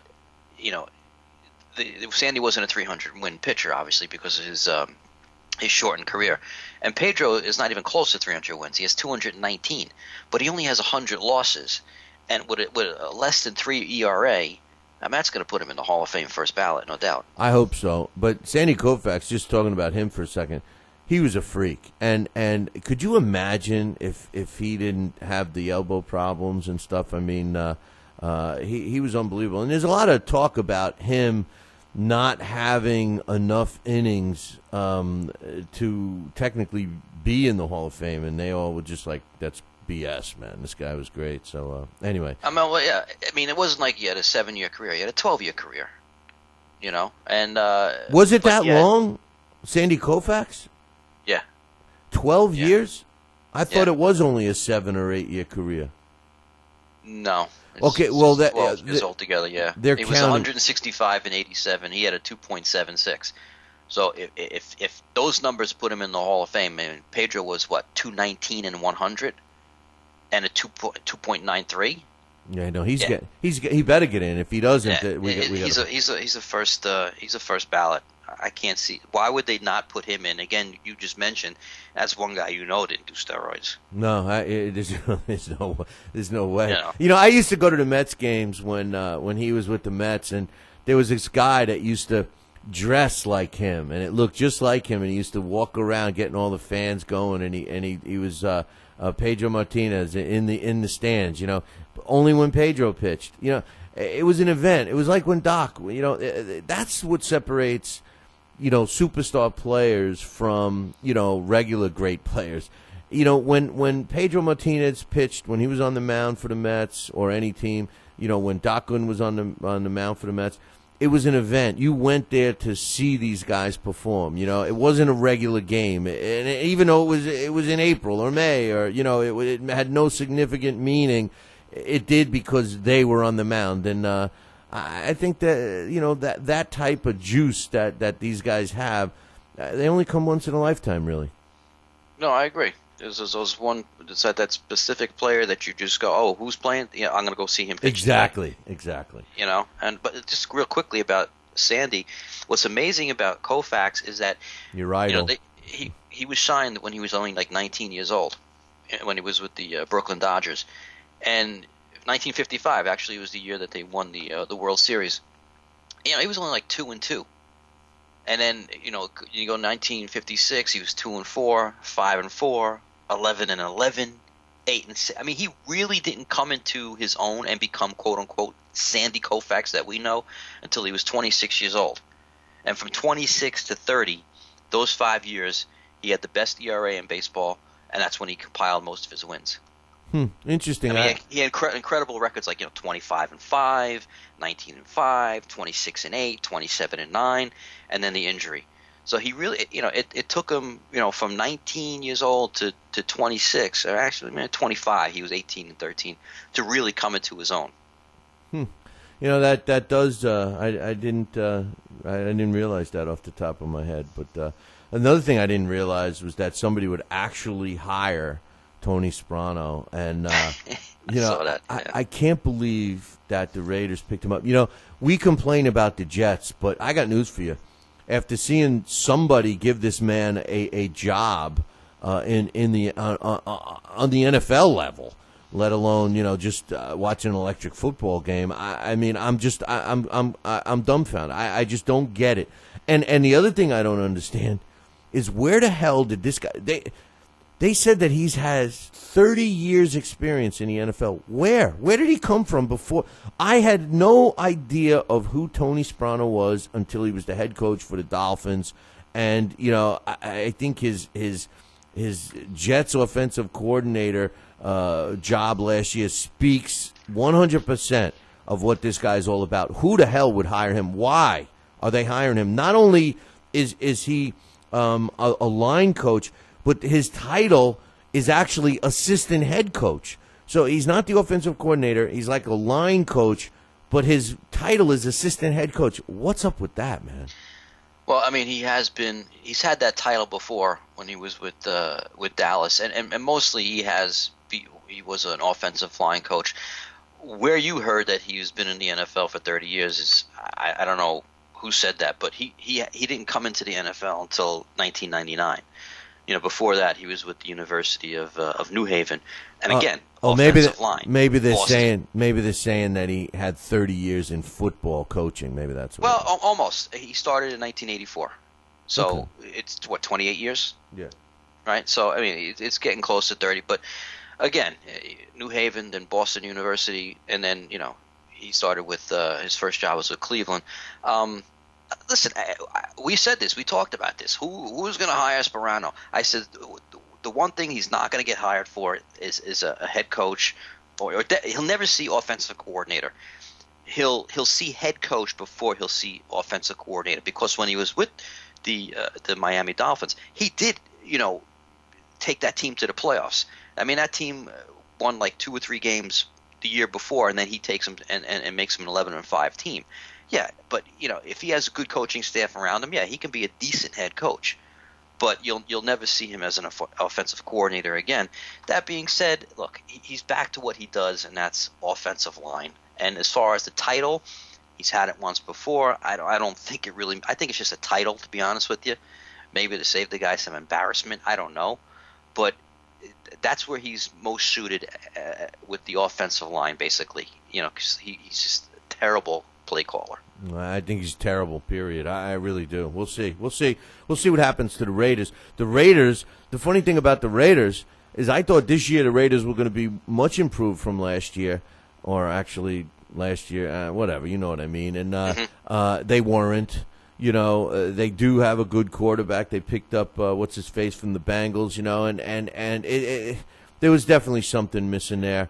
So I don't know. And Tony Sperano's not the answer, but something I wanted to talk about. You know, I got to give the Browns' new head coach Rob Chudzinski, or however you say it, a lot of credit because, you know, everybody assumed that their quarterback, you know, who was the rookie quarterback, Brandon Whedon, you know, they were kind of assuming he was going to be the guy.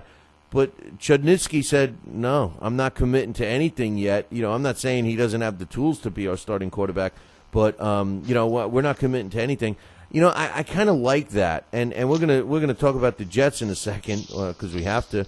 And, you know, they kind of said the same thing. I mean, do you respect new coaches that are going to come in and make it, you know, give the whether it's an illusion or an appearance or whether it's fact, that they're, hey, we're going to reevaluate this whole team and everybody's on an equal playing field? Yeah, I mean, that's the way it should be. You know, unless you're coming into a team and you have a Tom Brady or Peyton Manning or an Aaron Rodgers, then the first thing out of your mouth is that, you know, I'm going to evaluate the whole team, starting with the quarterback, and make my decision and let them battle it out in preseason. So that's exactly what you want to hear from a head coach. What's your thoughts about the Texans making a move, signing not one but two quarterbacks to future contracts? I mean, are they not feeling comfortable with their quarterback? I mean, I thought they got the guy they want right now. Well, you know, listen, I think Matt Schaub fell short of expectations for the Houston Texans. Wait a minute, you're gonna think that was the reason? Yeah. You think Schwab was the reason they didn't get into the Super Bowl? Oh no. I mean, he didn't play well. I mean, look at that game that they won in the playoffs. I mean, he didn't play well. I mean, I don't think he's that good of a quarterback. He's definitely not elite. Yeah, I can't blame him totally for the season, but like I said, I think he has fallen short of their expectations. You don't think so? I mean, you think he's been quote unquote the guy in Houston? I think he's. I definitely wouldn't put him in Sanchez's class, but he's definitely not. You know, with the elite guys, he's a mid-level quarterback who eventually has a nice game, but. You know, the second half of the season, he didn't play well at all. Listen, man, all these quarterbacks are right around the same. I'm convinced they're all around the same level. It's the pieces of the puzzle that they surround you with, and a great example is Matt Ryan. You know, I mean, a lot of people think that he's so great and everything, but look at who he's got. You know, could you imagine if White and my man Julio Jones? I mean, listen, Julio Jones is gonna, if he stays healthy, Julio Jones is gonna be the best receiver that this game has ever seen. I think. I think that this guy makes people forget about some guy named Jerry Rice. I really do. I think he's that good. He's big. He's strong. Some of those catches you see he makes is just unbelievable. And they know it. They got him. They traded a lot for him. And he's the guy, you know, and all I'm saying is if you had a couple of studs like that, you know, is Schwab that bad? You know, he has a decent running back. One, you know, their line is a little questionable. The defense is good, but again, there's one stud on that defense that overshadows everyone else. So I mean, to blame it all on the quarterback, and you mentioned Sanchez, and yes, I finally admit that Sanchez, you know, had a stinker, but again. He had no weapons, and I'll get to that in a second, but no weapons. I mean, listen, today's quarterback needs, at minimum, you need a line and a running back, and, oh, by the way, a couple of receivers that can actually catch the ball doesn't hurt either. Yeah, but Matt Schaub did have a great running game in Arian Foster. One running back. What? That's one running back, though. Today's NFL, you need two. Okay, and their backup was Ben Tate. Are you kidding me? If Ben Tate was on the Jets, who would be starting in the backfield? Ben Tate. All right. So all right. He had definitely a decent. He had one of the, I guess, the best one. Name another 1-2 combination in the backfield that's better than Arian Foster and Ben Tate. Well, by far, it has to be Sean. It has to be. It has to be Sean Green. You have a decent offensive line. You got Andre Johnson when healthy, who's a stud. He is. You know, I mean, again, I think he fell short of their expectations. I think you put another quarterback in that situation, I think they could have done a little bit better than Matt Schaub. I'm not saying he's terrible, but I just think he fell a little short. Now, he was with the Falcons, right? Schaub was, where was he before this? I think he was the guy for the Falcons before they got Ryan. I think you're right. Yeah, exactly. Yeah, I think he stepped in for Ryan one year, had a good year, and then next thing you know, then he was went to Houston, right, in 2007. Sort of like Matt right. Castle, who had one good year with the Patriots. But all right, let's talk a little Jet stuff. But there is some news about the Super Bowl teams. We're going to break down the Super Bowl in a little bit. We'll talk about the Pro Bowl. We'll talk about the championship games. But let's get some of the Jets drama out of the way. John Isaac, his first day on the job was turmoil, as we would expect. He makes a statement that Revis didn't like, and immediately the tweets start and everything else. Here's the thing. What do you expect from this guy? I mean, we're not expecting much. We know that this was a put your finger in the dike type of a situation. And I don't mean any sexual, but anyway, I'm talking about the dike, the dam. All right, come on, man, stop with your thought process. But anyway, I think it was an emergency, Phil. I think all of these guys they hired were just complete. It's the Rex Ryan show. But you know what? The truth of the matter is the big question of the day, do you get rid of Revis or not? I think they should have already gotten rid of Revis. I think that they should get rid of Revis, not because I don't think he's still going to be playing at the level that he used to, but Darrelle Revis is a problem, Mike. This is a guy that, number one, will never be happy. If anybody in the NFL that plays his position makes 50 cents more than him, he will want to renegotiate his contract. He's never played a full year for the Jets, never, including not holding out and all of that stuff. He's been nothing but a distraction. Is he great? Yes. I think Rex Ryan built half of that attitude by praising him as being the best cornerback ever in his rookie year and all that stuff. I say get rid of him. Try and trade. I think they should have done it last year to get Trent Richardson. They messed up. What's going to happen? Are they going to keep him? Are they going to try to trade him for some talent where they can make him competitive again? I mean, it's going to boil down to Rex Ryan, and Rex loves this guy. Is he worth the hassle? Listen, you go out and you get yourself a lockdown corner when that's the missing piece to your puzzle. Okay? You don't build a team around a lockdown corner. They did. Okay? You don't do it. It's stupid. Okay, when Deion Sanders went to Dallas, look at the team he went to. He was the missing piece. Right. You know what I'm saying? Yes. I mean, I'm not taking away from Revis' talent, but I've been saying after his second holdout, I said get rid of the guy. Yep. I can't when I hear I got to feed my family, I want to put my foot right in their mouth. That's how upset I get. What the hell are they eating at? What the hell are they eating at the kind of money he makes? I mean, the man has made almost $40 million already. Do the Jets get rid of him? I would say, yeah. I mean, you're in a position you have to get rid of him. I mean, his contract is done after this year. He's going to want $50-60 million after this year. Okay, he's coming off the knee surgery. I think there are teams out there, even though he hasn't played after the surgery, that would still love to have him. But it's a question of what you're going to get for him. That's the big thing.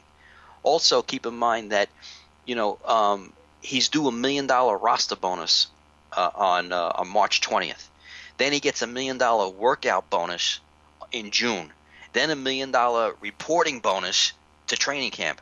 That's $3 million. He hasn't even played, one preseason game. So you think Woody's going to pay $3 million and then, then trade the guy?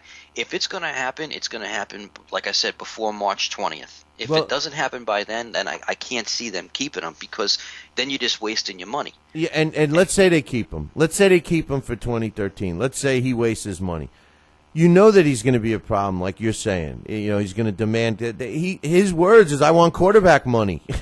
So quarterback money is $50 million. $100 million, whatever. So I mean, listen. I don't think another team would pay it. I don't think another team would. Let me ask you this. Is there a team right now that's willing to pick up this trade, pick up his contract for 1 year or, redo his contract now, whatever? I don't even know what the clause. All I do know is that there's a clause that the Jets can't make him a franchise player, which was a stupid thing to do on the Jets side. But I mean, even for another team, do you want this guy? I mean, even despite how great he obviously is, do you want this guy and all the distractions that he's bringing? Hey, same thing with Holmes. Pittsburgh got rid of Holmes for a reason because he's a distraction in the locker room. So is Revis. The Jets are filled with distractions. Right. Again, if he's traded to a team that could use him to, help put them over the top. I'll give you an example. I think he'd be a good fit in Tampa Bay. Okay, Tampa Bay got rid of Aqib Talib. They sent him to New England. They could use. I think Greg Schiano would love to have this guy, but Greg Schiano also has a good quarterback. He's got the rookie running back Doug Martin, who was fantastic this year. He's got a decent defense, and you add a lockdown corner like Revis. Yeah, that's the missing piece to the puzzle. He's not going to build his team around Revis. So, you go to Tampa Bay, you say, what are you going to give us? If the package is good, give us one player, one NFL player that's current that can actually maybe fill his void. I mean, not fill his shoes, but fill his void. And then give us, two number twos, a number one and a number two, a one and a three. See what the package is. Because if you can get – number one, you don't know how he's going to react after this surgery. I mean, not everybody is Adrian Peterson. So he could come in and lose a step and not be that lockdown corner. So if you can get rid of him now and people don't see what he has left, then you got to jump on it. You got to jump on it. Because you're not going to win with him. Well, let me ask you this with Revis. Does Revis – is it possible – for the Jets to sit down with Revis right now with a new GM and knowing that he's got a year left in his current contract, knowing what this guy is going to be asking for, and then not knowing if he's going to be totally 100% or not after the surgery, does it make sense to try and cut a deal, a long-term, you will not play for any other team, you're a Jet for life, really a Jet for life contract? Is it worth it for them to try and cut that deal? And what would it cost them to do that right now? Well, it's going to cost him, like you said, quarterback money. He wants like $50 million guaranteed. And Woody Johnson has already started sending signals that he doesn't want to deal with this again. I don't blame him. I'm not 100% supportive of Woody Johnson and some of his moves, specifically the most recent with elevating Rex Ryan's power. But in this case, I agree with him because I think Revis has done nothing but shown us that he's a problem. And even if you did make him happy today, 2 years from now, when another stud makes more money than him, if it averages out, he's going to complain. Absolutely. That's and what kills me when he went to the Twitter account. He was speechless, and what he said was, I feel sad for Jet Nation. Oh, really? You feel sad for me? Yeah, then why? This is when you held out, twice already? Three times? Right. Did you feel sad when you did that? Right. He's so full of it. He's all about the Darrelle Revis. And listen, I'm not knocking. If you can go out and make money, go out and make money. More power to you. But the way he goes about it, he's terrible. He's terrible. Well, he's just, he's not about the fans at all. He's about himself. He's selfish. And he's just a cancer. No, hey, listen, I don't disagree with you at all. I mean, he's a cancer. That's him and Holmes. They're both, and Rex Ryan is really responsible for bolstering both of their egos. Now you look at the cornerback situation right now. I've always liked Kyle Wilson, but here's what's going to happen with Kyle Wilson. He looked good this year. He played a solid year this year. Remember, his rookie year, they threw him out there when Revis was hurt, and he got eaten up, and he sat the bench for a while. But he got much better. I think he's a very talented cornerback. The thing is I think, and I'm not 100% sure, but I think he's only got 1 year left in his contract. So they're going to be dealing with the same. No, wait a second. It's going to be his third year, and usually rookies sign 5-year deals. I thought 4. I thought you could do 4-year deals. I thought it was 5, but I can double check that. Hey, you could be right. I thought they were 4 years, but whatever. But he's a quality player, and Antonio Cromartie. Hey, he had, I think, his best career, his best year of his career. And the funny thing about him is he supports Mark Sanchez. He thinks that Mark Sanchez could get the job done if he had some people around him, and I'm not so sure that he's wrong. Because when you take a look at the receivers, the guy that Braylon Edwards was the guy. They should have re-signed him from day one. I'm hoping they keep him. Aside from Braylon Edwards, Keller was hurt. What's his name? The number 1 draft pick, can't even think of his name. He had a stinker, even though he was hurt. Stephen Hill. Yeah, Stephen Hill. Yeah. And who else did they got? So I mean, realistically, this guy had no receivers, none to throw to, none. And no running game. So again, he's a manageable quarterback, bro. I mean, he's never going to be elite. Look, the first 2 years they went to the championship game because they were with the team that Mangini built. That's the bottom line. And he's had a supporting cast, and I agree with you. He's not a Manning. He's not going to carry the team on his back and win by himself. He's not. But if you give him a couple of pieces, maybe he is going to. Listen, I don't care how many Jet fans hate him. He's our starting, or at least he's going to be on that roster next year. And I don't. He's not necessarily going to be a starting quarterback. Well, who's going to replace him? Roster because of the $8 million guarantee. Yeah, who's going to replace him at quarterback? The only guy that Alex Smith, and he's the only guy. And hey, if the Jets bring in Alex Smith, then I'm cool with that. I really. That's the only person I would want to bring in, because Alex Smith. Here's the other thing, he flourished under Jim Harbaugh. He just got better and better. So he's the only person that I would like the Jets to bring in if they could. I don't want Matt Flynn. Matt Flynn was a top signed free agent, and he lost his job to Wilson. I mean that tells you a lot about the guy. If he was performing in Seattle, if he was doing well, then Wilson wouldn't have got the amount of attention and the amount of snaps that he got to show that he was better than Flynn. So Flynn is a disaster. Well, he likes him. The new GM loves should him. know this and not try to bring him in. The new GM loves him. That's ridiculous. You can't bring in Matt Flynn. You can't do it. But the only thing I say about Alex Smith is that the same guy he flourished under benched him. And let's talk. What does that mean about his play? I mean, he was still playing fine. He was. Yeah, okay, but he was benched because we talked about this. He was benched because Kaepernick was drafted by Harbaugh, and that's Harbaugh's guy. When he came in, he inherited Smith. It wasn't his pick. No, I know. Okay? Hey, listen. He benched him, but he was having one of his best years under the guy. He was hurt. He missed a game because he was hurt. Kaepernick came in, destroyed the Jets.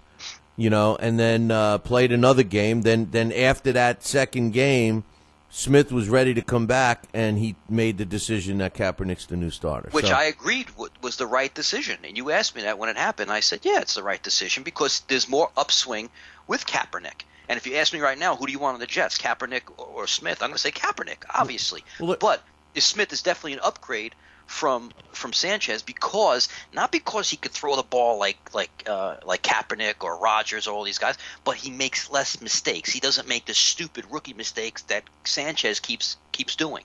Well, hey, listen, I know, and I get upset when I talk about Sanchez. No, well, the thing is that I stuck up for him, and he clearly had a bad year. But you know what? I blame.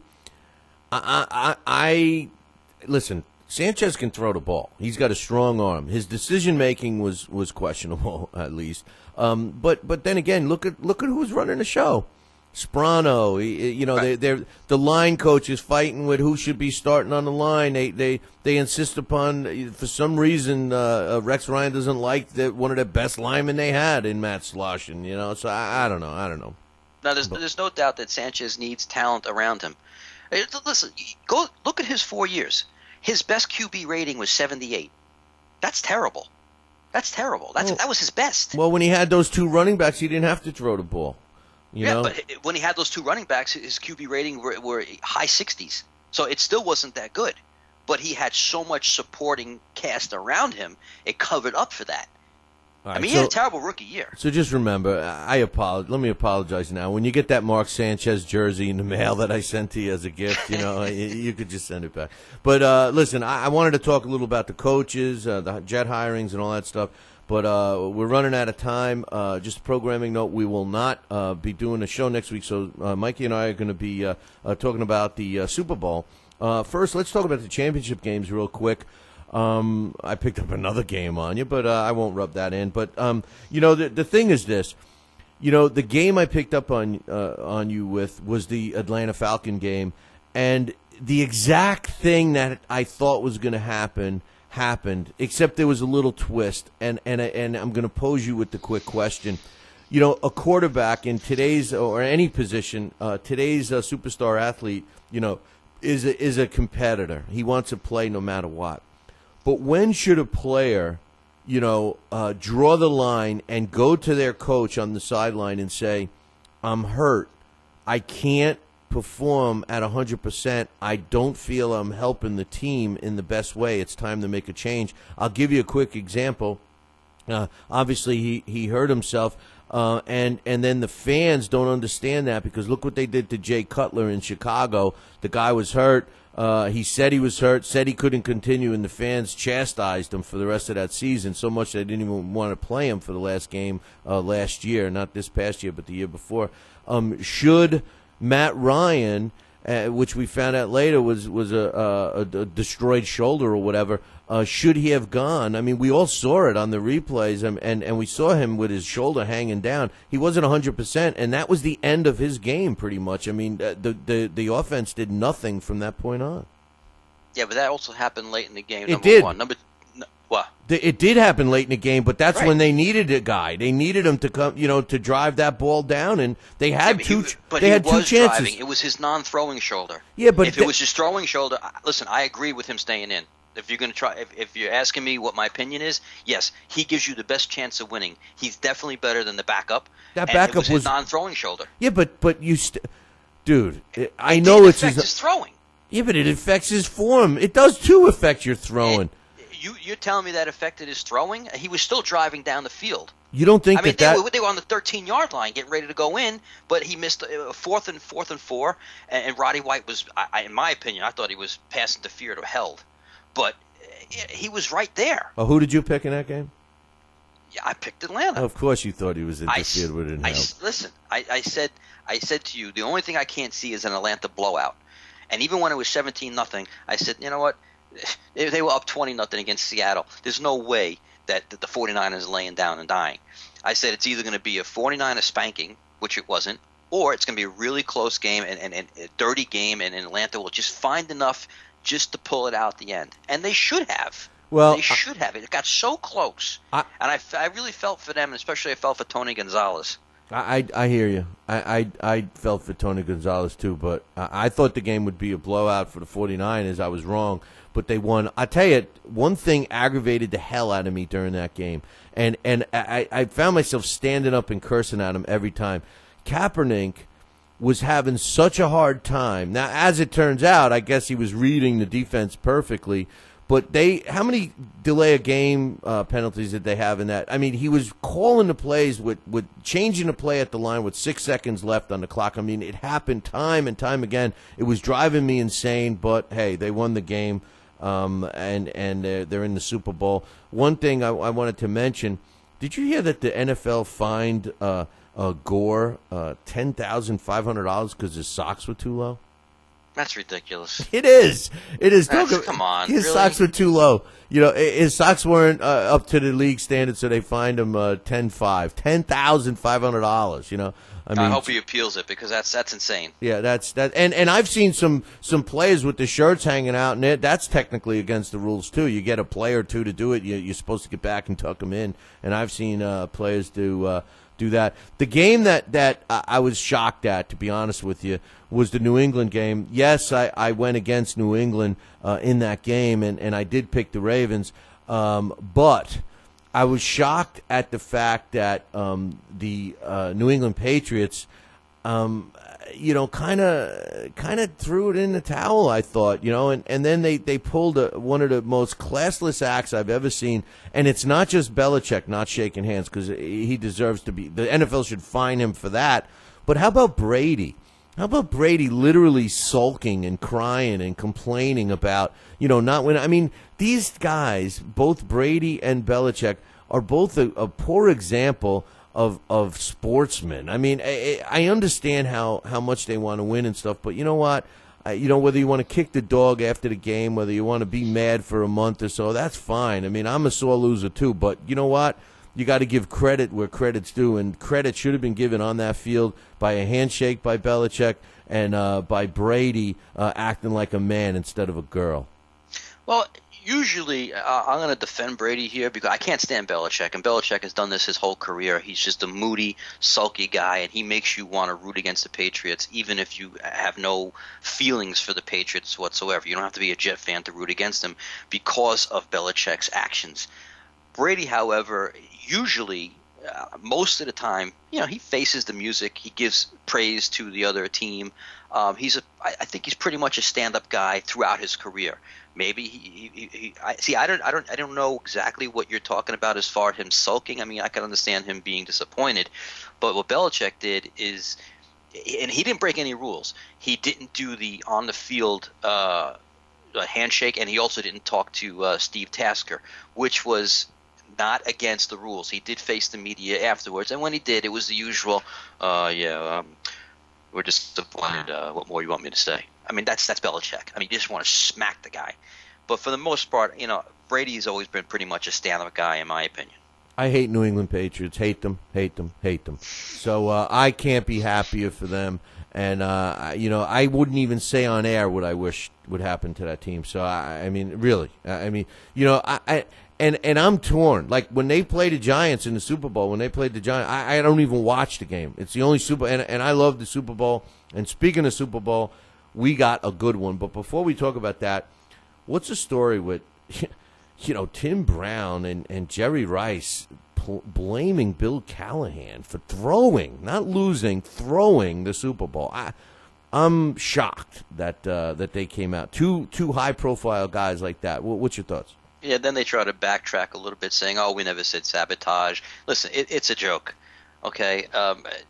Callahan vehemently denied. I mean, I've never seen such a denial than what he was quoted as saying. I mean, he wants these guys to retract everything they say. He was pissed. I don't blame the guy. Me neither. You don't reach that pinnacle as a coach and then throw the game because your buddy's coaching the other team. It's ridiculous. And that's, I don't want to spend a lot of time on this, but Al Davis, okay, if he tried to sabotage, the game and changing the game plan on Friday from more of a running to a passing, Al Davis was a hands-on owner.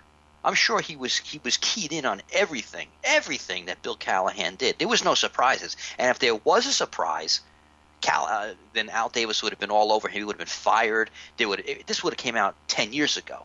Al Davis, there was no way you're gonna fool or hide something from Al Davis. He was Jerry Jones back then. He was right there on the sidelines. He knew he was such a hands-on guy. So if this never came out before, and Al Davis, like I said, he was the owner, and it's nonsense. It's nonsense. It should go away. It's stupid, and I don't think it ever happened. I don't either. We got a good Super Bowl, man. We really do. I think the 49ers are favored. It's the 49ers against the Baltimore Ravens. I said a couple of weeks ago that the game between the Denver Broncos and the Ravens would have the winner of that game would not only get into the Super Bowl, but I felt that they would win the Super Bowl. The Ravens are playing on something above what they field, and that's tough to beat. Now, with that said, the 49ers, and we talked about this last week, Mikey, the 49ers are a team that basically revolved their whole season around getting back to the championship game and winning that, and then getting into the Super Bowl. My fear with the 49ers, and when I look at the 49ers and you compare the two teams, of course the Ravens have some stars and studs and everything else. A lot of them are older. A lot of them have been there, done that type of a thing. And you look at the Niners and you say to yourself, this is a young team. This is a hungry team. This is a team that emulates their coach and his mannerisms and all of that stuff. And, you say to yourself, you can understand why they're favored by a field goal. But what makes me nervous about this game, Mike, is that I'm wondering if their goal to get to the Super Bowl was fulfilled. And they're ready for a kind of a little letdown, and that's what I really fear about. And with all that said, before I give you my prediction and score and stuff, what's your thoughts on the Super Bowl itself? It's just kind of interesting seeing both brothers going against each other. I don't think that's something that we'll ever see again, unless it's these two guys. For a long time. The Ravens just seem like a team of destiny to me. Flacco has really stepped up and silenced his critics and just played some really good football over the past few weeks. I think it's a great matchup. The 49ers have a little bit better defense than the Ravens, but the Ravens can match them, point for point when it comes to offense. It's going to be interesting, and there's a lot of people saying, I don't want the Ravens to win because of Ray Lewis, and I don't want the 49ers to win because some people don't like Jim Harbaugh. But it should be a great Super Bowl. I mean, they're usually a bust when you get to this point, but I'm looking forward to this, and it's just the two brothers, knowing each other so well. It's going to be an interesting chess match. Yeah, I agree with you. I agree with everything you said. Hey, before we give our official picks, do you give two craps about the Pro Bowl? No. Neither do I. And I was talking to a buddy of mine the other day, and as a kid, I used to look forward to the Pro Bowl. They actually played, and now, we're getting statements from all the major players in the game saying, no, we're trying our hardest. And I think it's become a joke. I think all Pro Bowl, All-Star games, all that stuff is kind of a joke. The baseball even tried to fix it by making the game mean something, to entice the players to perform. I think it's a joke. I think the way they pick the players are a joke. It's a fan favorite, base, and I don't like it. And I don't know if I'd be sorry to see it go, to be honest with you. I don't watch it anyway, and basically it's just they go to Hawaii, and people, obviously there's no pro football in Hawaii, so it's a chance for everybody to see all these players, and it's not a real game. It's just it's total offense. It's usually 55 to 50 outcome, and even with, like you said, baseball, same thing. It just hasn't been the same, and a lot of it has to do with, I think, social media and being able to watch, get these packages on DirecTV. You can watch every game, every time. Usually back then, you only saw your local team, and occasionally on the game of the week, on Monday Night Football, you saw other teams. Now you can watch your team all year round if you're living in L.A. and your team is the Giants in New York. So it just loses its luster. And I listen, and plus with all the the complaints about the head injuries, which are valid. I see the game eventually going away for good. Yeah, I agree. I haven't watched it in five years at least. Ever since they didn't permit defenses to blitz or do anything. It's like playing with 10 Mississippi, for God's sake. Yeah, exactly. So no, I will not be watching it. I haven't watched it, like you said, in at least 5 years. With that said, here's the deal: Super Bowl. Here's my final thoughts on the Super Bowl. Number one, I think the line is in line. I think it's correct, and that's another thing that traditionally, we don't see with this. We see Las Vegas a lot of times, pointing us in the direction they want us to go. They were wrong last week, but with the Patriots and Ravens game. But I think they got it right this week. The 49ers are favored by a field goal. How do I think the game's going to go? Well, I am all for the Ray Lewis thing. I think Ray Lewis has got this team fired up. I think they're playing well above their – I hate to use this word, but I think they are playing well above their capabilities. Not that I'm knocking them for any way or reason or anything, because I think they're a quality team that very well could be the second or third best team in the AFC. I mean, that's my honest opinion, even though they're in the game that says that they're the best team in the AFC. With that said, I think that it is going to be an emotional-filled game. Flacco has been fantastic, but I think it's going to end on Super Bowl Sunday. As much as I'm going to be rooting for the Ravens, I'm picking the 49ers. And the reason why I'm picking the 49ers is that their defense is going to come, and they're going to be fired up. They're going to be playing to show that they should get as much respect as the Ravens' defense. That's defensively. On the offensive side of the ball, we all saw what Kaepernick did. I think that his ability to run and be an aggressive runner and throw the way he throws, and what he showed me last week, even though it was aggravating the hell out of me, his ability to read defenses, I think he's going to tire the Ravens' defense as the game goes on. Now, my score for this game, Mike, is a weird one. And I don't think Flacco's going to get in the end zone at all. I think that this score is going to be 49ers 23 and the Ravens 12. What's your thoughts? I'm actually picking the Ravens. And my thought process here is that I'm going with the inexperience. And Kaepernick, is inexperienced. He's only started 9 games.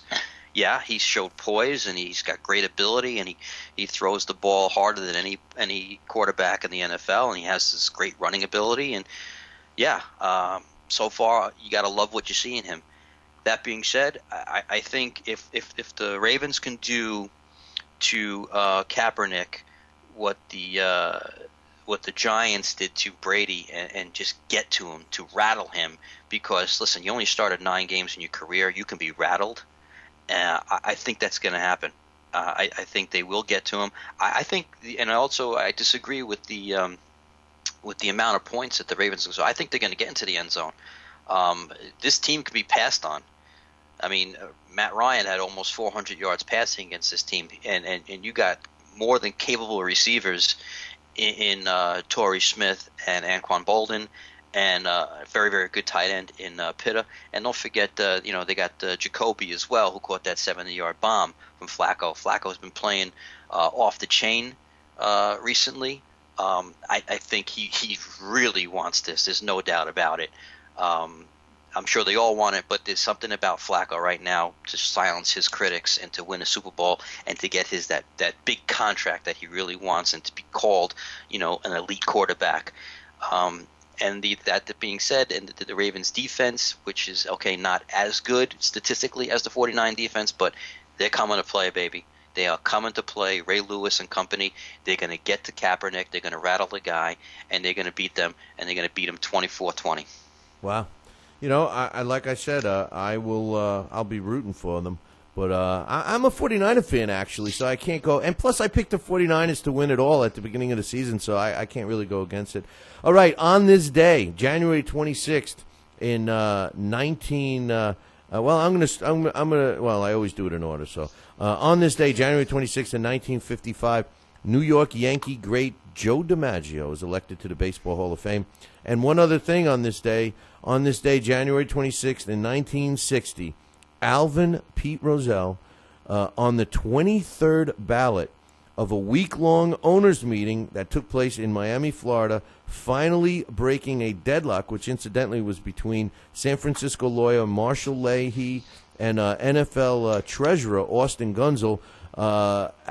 Pete Rozelle was elected as the commissioner, mainly because Leahy lost support because he refused to move the NFL office to New York, which Rozelle supported, and ultimately was named the NFL commissioner. He reigned as commissioner until 1989, and when he presided over the NFL, it was the greatest growth in the history of the NFL including the merger of the AFL in 1970. Any final thoughts, Mikey? Two quick thoughts. One, in answer to your question earlier, Kyle Wilson, 5-year deal, $13 million. And my other thought is, I question for you, actually. You're Alex Smith. Are you rooting for this team to win, or are you rooting for Kaepernick to have a really bad game? Wow. I'm rooting. I want Alex Smith on the Jets, but I want to see Kaepernick win. I want to see. No, but be Alex Smith. Be Alex Smith. Be the guy that was playing the best football he's ever played in his career, goes down one game and never gets to come back again, and watches this kid go to the Super Bowl. I want this kid to do well. I want a Super Bowl ring, and if I'm Alex Smith, I want a Super Bowl ring. Nobody can take away the first half of the season, which I was responsible for. If I'm Alex Smith, I go in as a team player, and I want Kaepernick to do well. Wow. See, I'm a little bitter, so I don't know. I'd be pissed off if I was Alex Smith, to be honest with you. But like I said, I also agreed with the move. Hey, listen, if the Patriots are in the Super Bowl, I'd be wishing a lot worse than that, bro. So yeah, exactly. Anyway, listen, my final thoughts is I'm going to miss all the viewers and listeners next week, but I think we're going to have a great Super Bowl. I'm looking forward to it. I took Monday off because it's a holiday here in the United States, and I'm looking forward to a great game next week. And, hey, all I know is we're going to be waiting a whole week because there's nothing going on between now and then. No, hockey and the Pro Bowl. Yeah, Oh, well. Exactly. Sprinkled in with a couple of basketball games. Hey, man, you just listened to Talking New York Sports with Billy C. and Brooklyn Mike. We'll see you in 2 weeks. Mikey, have a great one. Ciao. Ciao.